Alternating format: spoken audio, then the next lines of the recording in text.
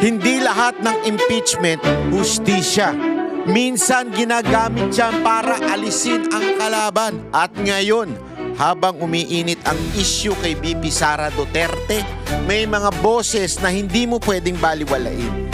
Si Congressman Tiangco nagtataas na ng tanong sa proseso at ang abogado ni BP Sara na si Atty. Powa diretsyong sinasabing may mali. Kaya tanong ko sa'yo, ang nangyayari ba ngayon kay BP Sara, pananagutan o political demolition? Dahil kung sa proseso pa lang may butas na, ano pa ang saysay ng buong laban?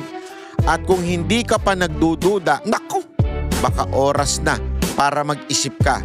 Dahil sa vlog na to, hindi ko isi-sugarcoat ang katotohanan dahil may diabetes ako. Ayaw ko yun. Manood ka hanggang dulo kung kaya mong tanggapin ang katotohanan. Yon. Ako po si Banat Bay, ha. Panoorin niyo po ito hanggang dulo at ikikwento ko sa inyo ang update sa impeachment ni BP Sara Duterte na sa lengguwaheng maiintindihan ng bawat isa sa atin, ha. At pag tama, papalakpakan natin. Pag mali, babanatan natin. Okay? Palakpakan! At sisimula na nga po natin ito tungkol doon sa usapin ng merong substance daw in form. Kagaguhan talaga. Gago! Tingnan ninyo mga kababayan, makinig kayo na mabuti. May substance daw in form o meron daw sustansya yung impeachment ni BP Sara Duterte without even giving any evidence. Concrete evidence. Meron daw substance.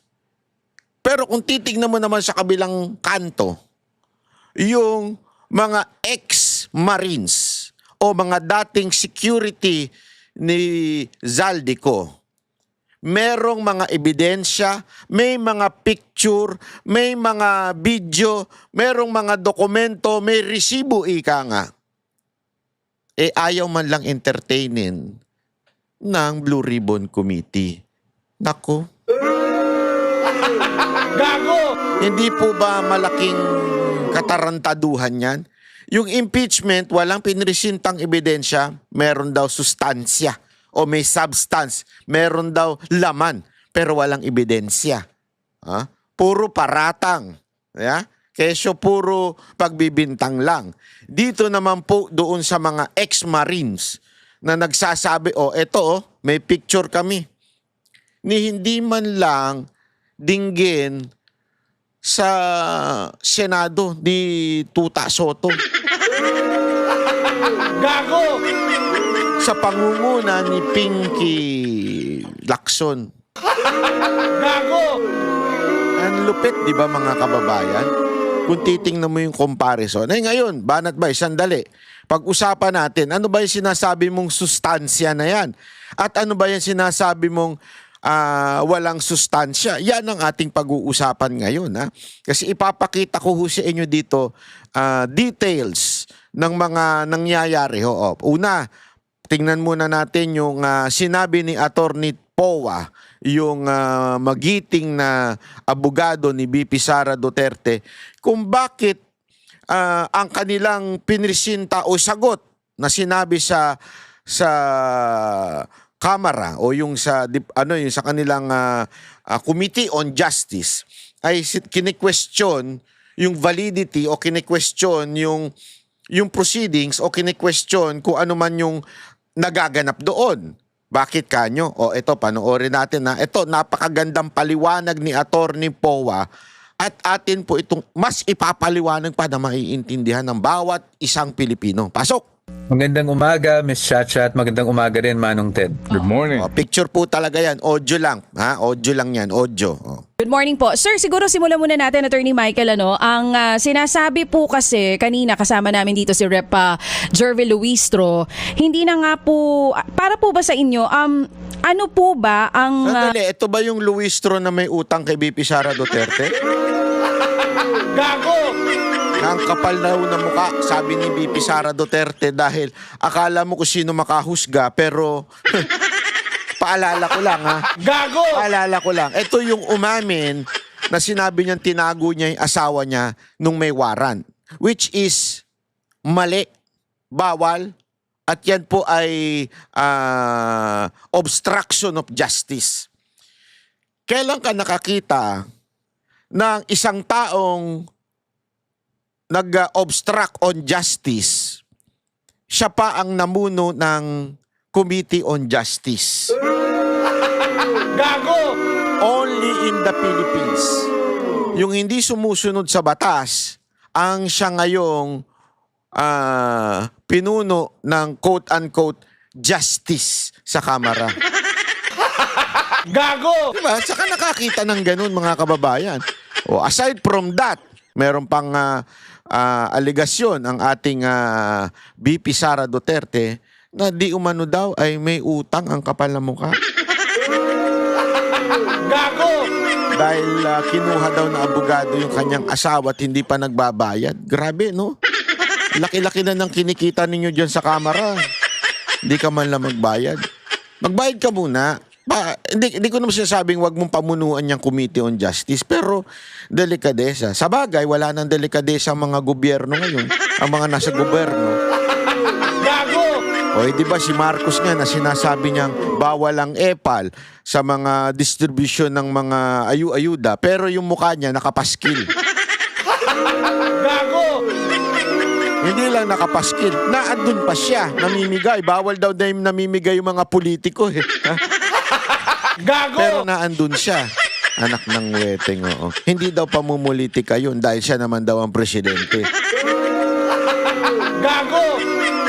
Naalala ko tuloy yung kay Pangulong Duterte noon nung meron na pinamigay na cheque tapos gusto mag-photo op nung mayor ba yun o yung governor, malaking cheque na isang simbolo lamang naman. Sabi niya, wag na yan, ano na naman kalokohan yan. Gago! Ganon si Pangulong Duterte. At hanggang ngayon, kung makikita ninyo, sa Davao City, wala ko kayo makikitang pangalan ng mayor doon. Laging from the people of Davao. Ganon Davao City, di ba? Oh. Sandali, alinawin natin na iba yung Davao Oriental at saka Davao City. Ang dami pa rin tatanga-tanga Gago! Lalo na yung isang pangit na vlogger na sumisikat ngayon. Ang pangit siya, kaya siya sumisikat kasi pangit siya Gago! hindi, walang biro kaya sumisikat yun dahil pangit Hindi naman sisikat yun kung hindi pangit yun Hindi papansinin. Tingnan mo yung mga sumisikat na mga pinklawang, puro pangit. Gago! Alam mo kasi kung gusto mo talaga sumikat, magpakapangit ka. Gago! Di ba? Kaya tuloy siya nasikat ngayon. Ituloy na natin to. Kaya ikaw talaga ba, Natbay? Kapangit mo rin naman Oo, pero hindi ako nagpapasikat. Diba? At least yung pagkapangit ko, cute. Ganon. Di kasi may ganon dito to. Merong pangit na pangit talaga. Parang aso. May pangit na pangit talaga Pero may pangit na cute, di ba? Yan naman ako doon sa pangit na cute. Parang aso lang din, di ba? Yung pangit-pangit, pero cute-cute, di ba? Tuloy. Pinaka-importanting punto sana muna na gustong maiparating po ng inyong legal counsel dito sa komite. Kasi tila, iba po yung sinasabi nila sa sinasabi din po ng legal defense ni VP Sara. Opo, doon po sa aming naging consolidated answer ad cautelam, no. Ang talagang major point na gusto nating mailabas diyan o mailahad diyan ay yung kawalan ng ultimate facts, no. Yung sinasabi natin na the complainants failed to allege ultimate facts that constitute yung impeachable offenses na ipinaparatang nila sa ating vice presidente. Nako, yung ultimate facts kasi medyo technical talaga, no, kung sa parang legal jargon, kumbaga. Pero para ma-explain natin yan, ang sinasabi po kasi natin is doon sa kanilang naging mga complaints, kung babasahin natin, at least sa aming pananaw, wala po kasi yung mga essential facts para masabi mo na may mga maling nagawa ang ating vice presidente that will be considered impeachable offenses. For example, nagsabi po sila sa isang complaint that the vice president committed the crime of plunder. Sa crime po ng plunder, meron po kasi mga elements yan. yan. Unang-una, public officer siya. Pangalawa, that because of a series or a combination of overt Attorney, eto kasi attorney po para maintindihan mo. Hindi mo rin kasi maintindihan eh. Ang mga media, tsaka mga pinklawan, at tsaka mga dilawang tae, wala silang pakialam dun sa mga elements. Ibig sabihin, yung mga factor para isang bagay ay tawaging plunder. Di ba? Kasi sa kanila, basta gagamit lang sila ng salita kasi nadidinig lang nila. Kasi bobo nga eh. Gago! Oh, 'di ba? Sasabihin nila, "Oh, plunder 'yan." Oh.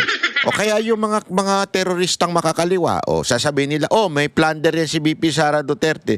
Hindi nila alam na merong mga elements o requirements to be called plunder. 'Di ba? O to be called plunderer. Ibig sabihin, meron bang plunderer? Ewan ko kung meron, basta bahala na kayo. Pero ang punto dito, para tawagin mo na isang tao nag-commit ng plunder, ay may mga elements. Hindi nila alam yan. Basta lang sila makagamit ng salita. Alam nyo kung ano yan? Galawang NPA yan. Totoo, galawang NPA yan eh. Kasi ang NPA, basta lang makabanat lang eh ng propaganda. Magaling kasi sila sa propaganda. 50 years na nilang ginagawa ang propaganda eh. Expert na scholar, PhD na sila dyan eh. Yung gumawa sila ng kanilang mga sariling terminolohiya. Kaya tingnan mo, lalalim na ginagamit nila kahit hindi naman nila naiintindihan yung mga elements. acts, no? Or acts or omissions, nakapag-amass, accumulate, acquire siya ng ill-gotten wealth. Ngayon, sige na, nandiyan na tayo, talaga namang public officer siya. Pero pagdating doon sa accumulation, amassing, or acquisition of ill-gotten wealth, wala naman pong nakasulat doon. So, tila sa amin, naging speculative, conjecture, sweeping conclusion. Yan po yung pananaw namin. Ngayon, sinasabi nila, it was a non-answer. Of course, tayo naman, nirerespeto naman natin ang mga pananaw at opinyon ng kung sino man. No? Pero sa atin, doon talaga tayo nanggagaling na anong gusto mong sagutin namin doon sa complaint. Kung ang sinasabi nyo ay gumastos siya ng confidential funds, hindi naman krimen yun. Oo. Kung ang sinasabi nyo ay ang mga, kahit yung infamous na Mary Grace Piatos na parati nilang pinaulit-ulit. No? Yun naman po, kung yun man ay alias, hindi naman po tama po ba o mali po ba, yan naman po ay nakapaloob sa mga intelligence operations, wala naman pong mali doon. Ngayon sinasabi mo, kinubra niya yung pera. Paano niya kinubra yung pera? Wala pong facts na na-allege doon. So, that in itself is a conclusion. May sinasabi po kanina. Nagigets ninyo? Lagi lang, puro paratang lang ika nga. Wala naman silang, paano mo sinasabing plunderer? Paano mo sinasabing nagnakaw? Paano mo sinasabing mali itong paggamit ng confidential funds? Paano mo sinasabing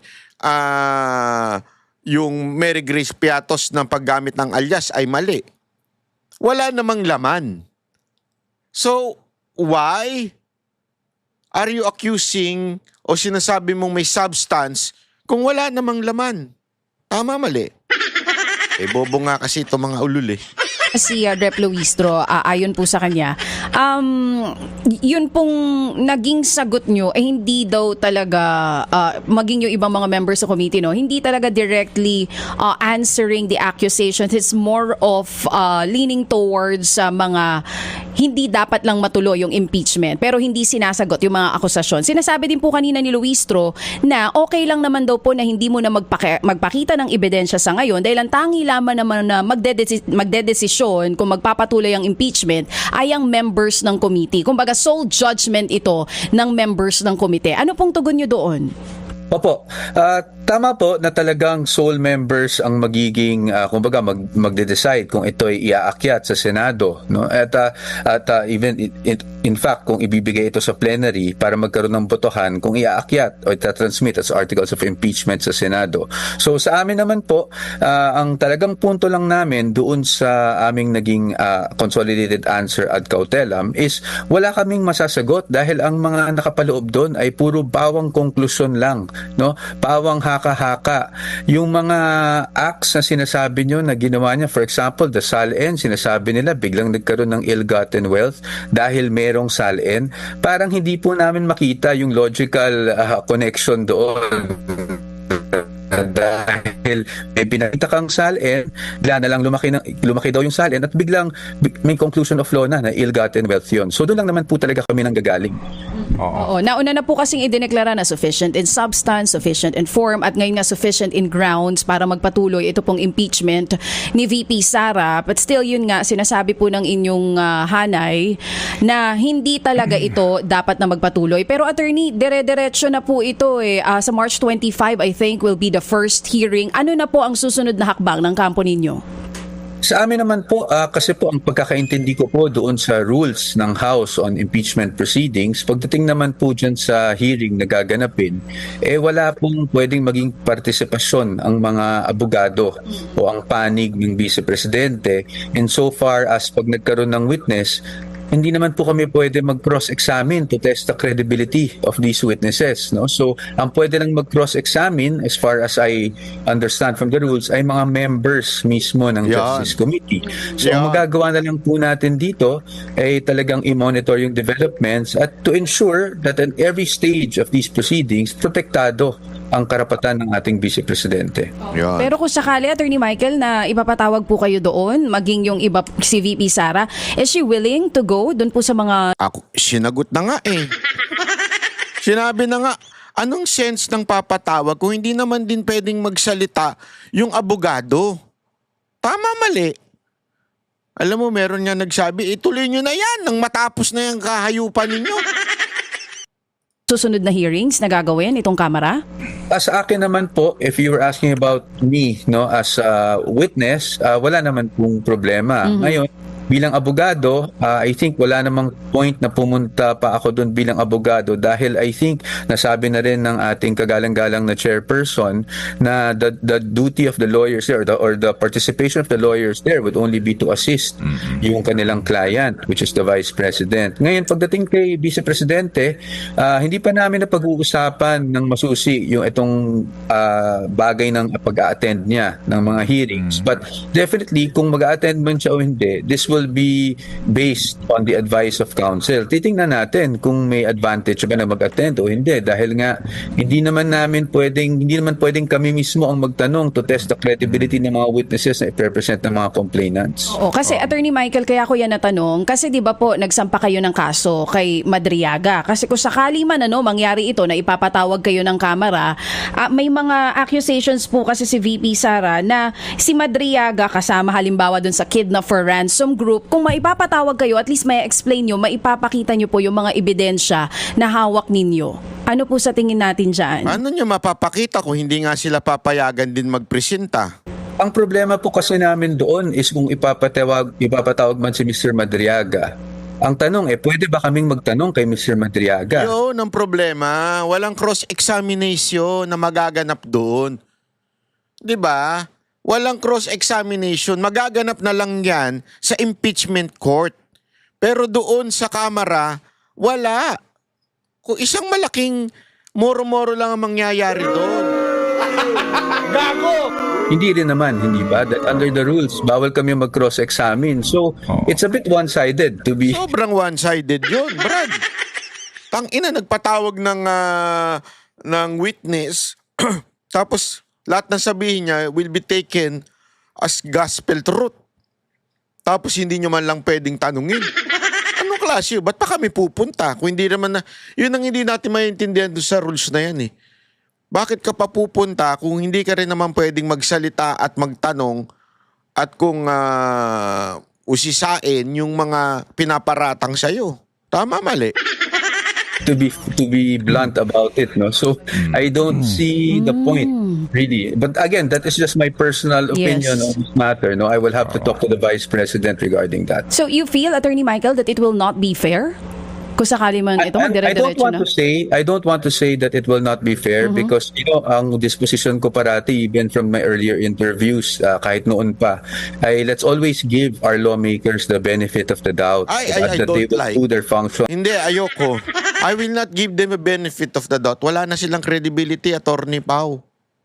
Di ba? Ay, POA pala, Pau tuloy. Attorney POA, wala na po silang credibility, kaya we will not give them benefit of the doubt. Eh kasi nga, eto na lang eh. May akusasyon sa kanila na noong time ng impeachment, may natanggap silang mga pera. Yung mga pumirma, hindi lang, tandaan ninyo that accusation does not only comes from the ex-security aide of Zaldico. Iyan po ay nanggaling na mismo doon sa kanilang kaalyado na si Tiangco. Yung kanilang kung dugong pulahan, yun ay kamag-anak pa ni Marcos. Yun nga mismo, nabanggit niya na nagkaroon daw ng konting abutan nung panahon ng pirmahan ng impeachment na hanggang ngayon hindi pa daw naibibigay. So doon pa lang, wala nang credibility to mga tarantadon to. Paano pa kaya? Di ba? Paano pa kami magbibigay ng benefit of the doubt? Sorry, Attorney POA, kinontra kita dito. Pero kasi alam ko naman mabait ka lang dahil abogado ka. Pero hindi ako abogado, kaya pwede ako hindi maging mabait. In accordance with their conscience and kung sa constituents nila, no? But again, kung ganun ang sinasabi ko lang is kung ang rules ay nagsasabi na ang panig ng Vice Presidente, meaning us being her defense counsels, cannot test the credibility of these witnesses that they will be presenting because we cannot cross-examine, ano pa po ang magiging partisipasyon natin doon, hindi ba? Okay. Opo, so pwedeng mangyari na mag-waive na rin ng right to appear and face the accusers nitong si VP Sara sa magiging hearing ng Committee on Justice, Attorney POA. Manong Ted, I have to be candid about it. That is a possibility, pero ayoko magsabi ng anything definite because as the proceedings go, if things develop, kung natingin namin kailangan niya mag-appear, papayuhan namin siyang mag-appear. Opo. Doon po sa pagkakataong yon na kaninyo haharap si VP Sara, pero hindi naman siya papayagan siguro na mag-cross-examine ng mga testigo laban sa kanya. Kayo mga abogado, bubulong lang sa inyong kliyente. Kumbaga po, kung sa panig po ng, sabi nga ni Chairman Luistro, para itong fiscal muna, di ba? Pag-establish po ng probable cause eventually, parang hindi nga lumalabas na even playing field. Di ba? Basically, sa yung pag-analisa. Yeah, well, sa totoo bilang abogado, syempre po, pag tayo po ay nasa preliminary investigation, hindi naman po talaga nagko-cross-examine ng mga abogado. Although, pwede nating idaan ang tanong natin sa mismong fiscal or sa prosecutor. Well, dito, hindi po ganun. No? Dito kasi, only the committee members can ask. So, yun nga po talaga, I would tend to agree. Parang, ano ba ang advantage kung pupunta si ang Vice Presidente doon? Tapos, hindi naman natin test ang credibility ng mga maninira sa kanya, for example, hindi ba? So sa atin, we will have to really monitor the development, see kung may advantage. Kung may advantage naman po, wala naman po problema, we will advise the Vice President. Of course, ultimately, it will be up to her. But sa atin, sa ngayon, syempre, we are concerned with protecting the rights of the Vice President. Yun po ang trabaho namin bilang abogado. But Manong Ted, ko lang, nasabi nyo kasi na, and I agree with the Honorable Chairperson, na parang preliminary investigation ang mangyayari sa harap ng piskal. Pero tandaan natin, in the determination of probable cause, ano ba ang ginagawa ng mga prosecutor o mga fiskal? Hindi ba they are confined to the four corners of the complaint and attach pieces of evidence? So dapat doon maging basehan. Ngayon, kung overwhelming yung evidence, edi madaling mag-determine ng probable cause.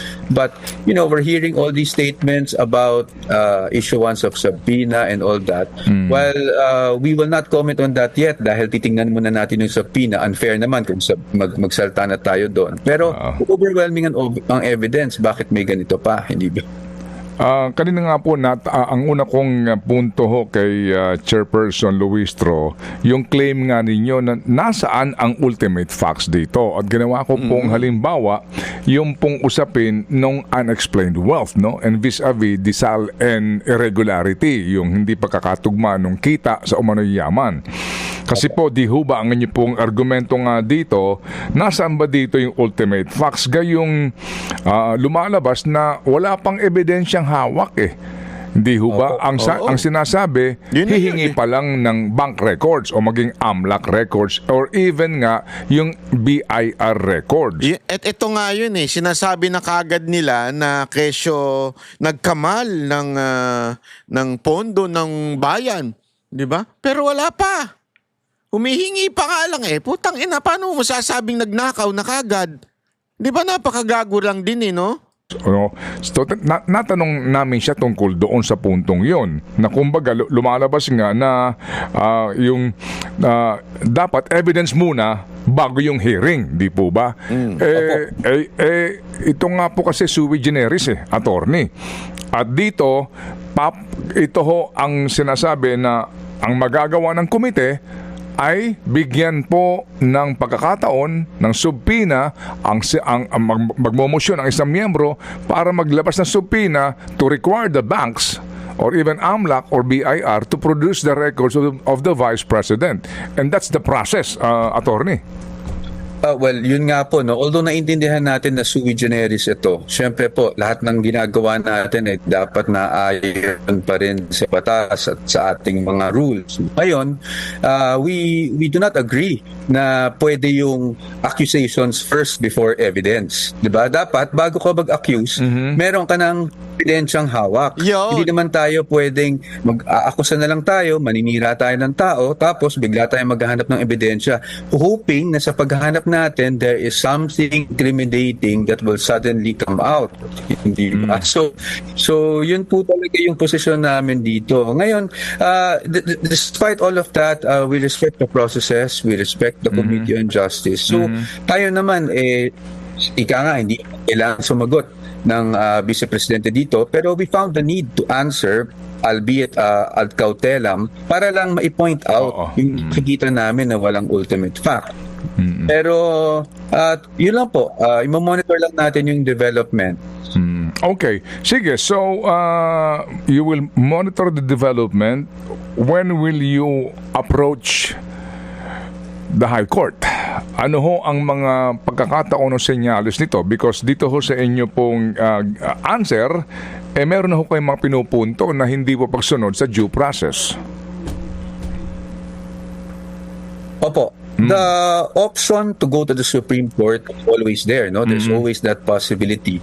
Pero sa ngayon, hindi pa ako makapagbigay ng definite. Kasi titingnan natin kung merong mga sa tingin natin ay maling na gawa dito sa committee. Siyempre, gusto natin bigyan chance sa committee muna natin ilatag yan na mali po ito, no? That we disagree, that we oppose. Okay. Mga ganitong bagay. Opo. Ngayon, kung hindi pa rin kami pakinggan, then maybe that would be the appropriate time. But yes, there's always that possibility. We are not denying that. Pero kung kailan yon, I think we'll have to wait and see. Wag na lang talaga kayo pumunta. Moro-moro lang yun eh. Alam mong gagawin lang nila doon, kukuha lang sila ng mga salita laban kay VP Sara Duterte. Dali na lang talaga sa dali na lang talaga sa Senate para tapos na usapan. Impeachment court na lang kasi doon meron ng mga abogado na makakapagsalita, makakapagtanong sa mga witness na nag-aakusa, di ba? Yun eh. Kasi nga, ako, personally, we'd like to give the committee the benefit of the doubt first na maging impartial. Okay. Nako, imposible impartial ang mga animal na yan. Imposibleng impartial yung mga yan. Attorney, wag na ho kayo mag-isip ng gayaan. Napaka-imposible po niyan, attorney. Yung pong resignation na sinasabi, kasi nga napag-usapan niya, sinagot po ni Chairman, na kahit na mag-resign siya, mukhang itutuloy ito kung gugustuhin po ng majority ng mga members. Ano ho ba yung resignation aspect na ito sa panig po ng Vice Presidente para humatigil na ito and then hindi humantong eventually nga sa usaping political na ang decision dito sa kahantungan ng kanyang impeachment? Opo, yung punto po ng resignation ay hindi namin napag-uusapan ng Vice Presidente, no? Because ang Vice Presidente natin, sa pagkakakilala ko sa kanya at sa mga naging pag-usap namin, ang inisip niya parati ay yung 32 million na mga kababayan natin na bumoto sa kanya. So, yung resignation... Ay, naitanong din natin yan. And very consistent ang sagot ni VP Sara Duterte. Kasi iniisip nung iba bago daw ma-impeach, tuluyan ay magre-resign si VP Sara Duterte. No. As a matter of fact, sinabi niya nga isipin niyo to, nung tinanong namin siya, pwede naman siyang manahimik doon at hindi mag-resign bilang DepEd Secretary. And definitely hindi siya mai-impeach dahil siya po ay nasa panig ni Marcos, ni BBM. Pero pinili niya pa rin mag-resign dahil hindi niya gusto yung pinapagawa sa kanyang pirmahan, yung mga pondo para sa mga congressman, 'di ba? Pinili niya yun. Pero alam niya ang kapalit nun, impeachment. Ginawa niya pa rin yun. At syempre, nung tinanong din natin siya kung okay lang ba na meron bang posibilidad na mag-resign na lang, wala sa utak niya ang mag-resign. Dahil nga doon sa bumoto, milyong-milyong bumoto sa kanya, hindi siya magre-resign. 'Di ba? So hanggang kaduluduluhan, alam niyang tama siya. Alam niyang yung kanya sinasabi, may pinaglalaban talaga siya. Kaya hindi siya magre-resign. That's really not on the table at this point. Hindi namin napag-uusapan po talaga yan. So tayo, ano lang tayo, kumbaga, kung ito man ay hahantong sa Senado, lalaban lang po tayo doon at papakita natin na talagang baseless itong mga nireklamo laban sa kanya. Hindi ho ba sabi nga maghaharap ng ebidensya ang mga complainants and then yung ilang pong kongresista na naging endorser ng complaints. Kayo ho ba maghaharap din kayo, di ba, ng inyong ebidensya, testigo, supposed to be? Sa ngayon, hindi ko pa po masasabi dahil nga ang tingin ko napakahirap naman magharap ng aming testigo tapos we cannot direct or cross-examine yung we cannot direct yung testigo namin at hindi namin ma-cross-examine yung testigo ng kabila. So sa ngayon we'll have to really look into that, no. Okay. Tingnan muna natin kung ano ang takbo ng mga hearings. Nasa inyo bang kaisipan na gawing testigo si Toby Chanco? Pabor sa Vice Presidente? Hindi po namin napag-uusapan. Wala po kami napag-uusapan na ganyan, sir. Pero narinig niyo po siya sa kanyang pahayag ngayon, bagamat walang pinapangalanan, pero mabigat yun na itong impeachment proceedings ay nahahaluan po ngayon ng mga deals umano para ho pumabor sa impeachment ang ilang miyembro ho ng komite o maging kamara dahil doon sa mga pending case nila sa flood control scandal. Nako po. Opo, narinig na rin na po natin yung mga balita na yan, pero katulad ng sinasabi po namin na we are opposing yung mga speculations na nilagay nila sa impeachment complaints nila, I myself and the defense team would not also want to speculate kung totoo o mali yun, o hindi totoo yun. No? So in fairness to our government officials, medyo unfair naman siguro kung pati kami mag-speculate rin sa mga ganong bagay. Okay. Oo, yan ang sagot ni Attorney Michael Powa. Oo. Sige po. So, kumusta ho nga si VP Sara, Attorney? Okay naman po. Talaga naman pong si VP Sara, as you know, sanay na siya sa ganito. Ilang taon na rin yung mga political attacks laban sa kanya. So, masasabi ko na in good spirits naman po siya. Tuloy-tuloy pa rin yung trabaho niya. Although, syempre, nag-uusap kami tungkol sa kasong ito. Hindi naman natin i-deny yan. Pero ano lang po siya, no? She seems to be more concerned doon sa services na ibibigay niya. Lalong-lalo na ngayon nga, parati niyang sinasabi, tumataas sa mga bilihin. So, she's finding ways kung paano siya makakatulong. Opo. Kasi sino ba ang kanya spokesperson po na maaari po namin matanong? Kasi halimbawa ngayon... Ako na lang sasagot. Pero lang. Ang spokesperson po ni VP Sara Duterte ngayon po ay walang iba kundi si Sir Jack. Ang pangit siguro, no? Para yung mga nagtatanong na balasubas, yayariin eh. Itong usapin po ng fare increase, binawi ni Presidente. Itong usapin po ngayon na higit na po 40 pesos ang inumento. Sir Ted, magantay ka na lang sa interview namin, ha? Tatanong na lang namin yung mga tanong mo. O gusto mo, email mo yung mga tanong mo. Susubukan namin pagka nagkaroon uli, itatanong namin, ha? Po sa presyo ng diesel, yung kanyang mga kaisipan, kung siya presidente, paano niya ito ma-manage? Wala kami makausap po eh. Kami sabik na mapakinggan ang kaisipan po ng vice presidente kung paano niya ito susugpuin. Kasi kayo, binabaluktot ninyo yung sinasabi, kaya ayaw niya magpa-interview sa mga media. Hindi naman particular to si Ted Pailon, ha? Pero ingat na ingat din si BP Sara Duterte, binabaluktot yung mga sinasabi niya. Kung hindi man binabaluktot, yung iba naman, payroll, alam naman natin na deliveran ng pera. Hindi to si Sir Ted, pero yung iba, kaya ilag si BP Sara Duterte sa mga media. Siya presidente. Opo, sa ngayon po, I'm not sure kung accurate yung sabihin ko, pero sa pagkakaalam ko kasi wala po siyang spokesperson sa ngayon. Papa-interview naman siya at naglalabas ng mga statements. Sa Banatero siya nagpapa-interview.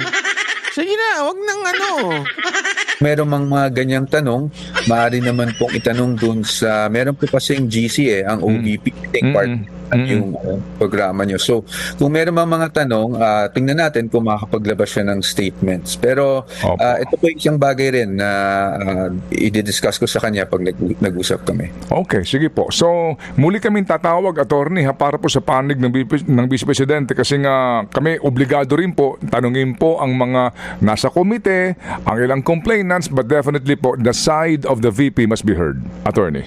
Thank you po. Yes, sir. At as you know, parati naman po ako, basta available po ako, and I really try to make myself available. No? Dahil importante din naman po talaga ang marinig ang panig namin at nagpapasalamat ako sa inyo po at parati niyo akong kinukumbida. Makakaasa po kayo. Opo, salamat na marami at sabi nga ni VP, syukran. Thank you po, sir. Ayan kayo kasi, ganyan kayo eh.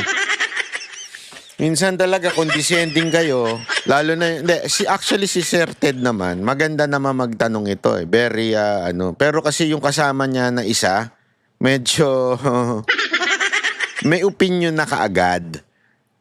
Alam mo, kung kayo ay nagki-claim na media, journalist, broadcaster, dapat wala kayong opinion na agad bago nyo pa ini-interview yung inyong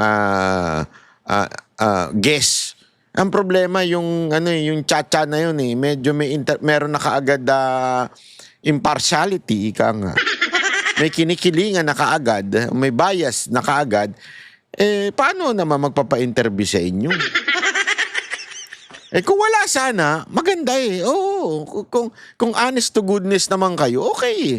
Kaya lang wala eh. Kung gano'n ang nyo, mahirap talaga magpa-interview. Kayo, mga banateros dyan, na mga nakikinig sa atin dyan, nais nyo bang ma-interview si BP Sara ng mga media? Yes or no? O gusto nyo sa banateros na lang magpa-interview si BP Sara Duterte? I-comment nyo nga dyan sa baba nang malaman natin ang pulso ng mga netizens. Kasi alam mo, yung pulso ng netizens hindi lumalabas pag sa media. Pero dito, hindi pinakikinggan. Lagi na lang yung mga troll ang kanilang... Isipin mo eto, kaya nabibuisit din yung iba. Mantakin mo yung mga vlogger na wala namang kakwenta-kwenta, walang ka-traction, walang followers, wala lahat, pangit pa. Gago! Yun ang binibigyan nyo ng timbang o ini-interview ninyo. Diba? Tapos sasabihin ninyo, hindi kayo bias, hindi kayo kumikiling. Pero yung mga walang kakwenta-kwentang pareho ninyo ng prinsipyo at pananaw sa buhay, politika, yun ang ini-interview nyo. Siyempre, mabibuisit din naman yung mga politiko. No wonder, nabibuisit yung mga politiko. Tama, mali. Kaya, magbago muna kayo. Gago! Ako kasi, pagka nag-interview naman tayo, tinatanong naman natin yung mga hard questions, di ba? Nagtatanong tayo ng mga mahihirap sagutin. Oh. Pero at least, hindi tayo nag-i-interview para maghanap ng butas. Kasi yun yung ginagawa ng mga naghahanap ng butas. Kami ang boses ng masa, hindi natatakot. Katotohanan lang, di kami nalulunod. Walang bahid ng sismis, lahat ay totoo. Kahit sino ka pa, pag mali ka babanatan ka. Walang pinipili kulay, wala kaming kinikilingan. Basta para sa bayan, kami lalaban. Pagdama palakpakan, pag mali banatan, di matitinag, di matatakot. Para sa bayan, tuloy ang sigaw. Sa harap ng kamera, walang halong takot. Mga baluktot, lahat kayo'y tutumba.